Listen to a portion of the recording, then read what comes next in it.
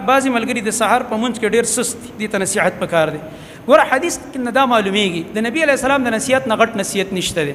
او د صحابه کرامو یو قول درته وایم، نبی کریم صلی الله علیه وسلم فرمایي دوه منځونه به په منافقانو ډېر درانه، یو د فجر یو د ماسخوتن. زما محترم ورونو دا د منافقت صفت دی نبی علیه السلام ذکر کړی دی. نو په دې بنا باندې د ماسخوتن او د سار منځ په دې کې کوتاهي نه د پکار دا د ورځې هغه خو اساني الحمدلله اسم سړی یخي برابري په تیاری ورته، خدا دوه منځونه چې بده کې غفلت نه دی پکار.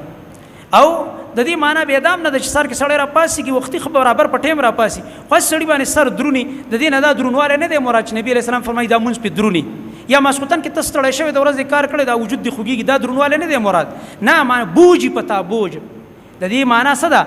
دا منځ ته لړ نه کېږي بوجي در باندې ما اوس د سار منځ بز کوم نعوذ بالله دا اوس ګورم ما خوستان منځ بز کوم نه زړه کې بوج مراواله او په شوق کې او په شوق باندې اگر که وجود بدیم خوږيږي اگر که سار کې بتاله خوبم درځي سترګې بدیم سم نه کولاويږي شپې بلند کله بجلیزي او کله برازي، خو بیا هم د الله رب العالمین د عبادت په فرض دی، د الله په باندې حق دی د رب العالمین. نو دې د وجنه سار مونږ ته په وخره پاسېدل پکار دی وختي.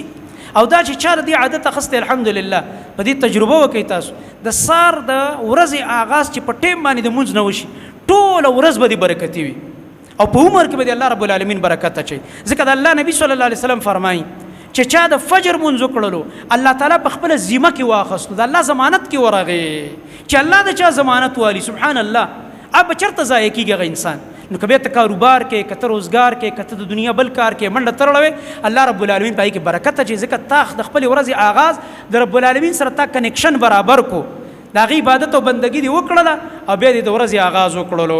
صحابه کرام فرمایي موږ بچا باندې د منافقت ټک نکو ځکه صحابه علم الغیب خو نو خو موږ به قتل دوه منځونو ته ماسخوتن او د سار منځ بچی چا نه کو په دې کې به غفلتونه کول موږ به پاغه ټک کوي را دا سړی به منافقي ولا یعذ بالله. وګوره داسې معاشره وا نو په دې بنا باندې په منځونو کې کوتاهی نه د پکار. الله دې موږ ټول له عمل توفیق راکړي.